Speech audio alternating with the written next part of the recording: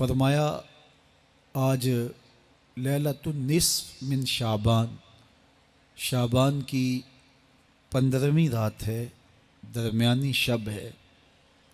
اس رات کو اللہ تعالیٰ جل شانہ آسمان دنیا پہ نزول اجلال فرماتا ہے اور قبیلہ بنو کلب کی بکریوں کے بالوں سے زیادہ لوگوں کو جہنم کی آگ سے آزاد کر دیتا ہے۔ قبیلہ بنو کلب عرب کا بہت بڑا قبیلہ تھا جو بھیڑ بکریاں پالتے تھے اور لاکھوں کی تعداد میں ان کی بکریوں اور بھیڑوں کے ریوڑ تھے۔ تو اس قبیلے کی بکریوں کے بالوں سے بھی زیادہ گناہ گاروں کو جہنم کی آگ سے آزاد کر دیا جاتا ہے۔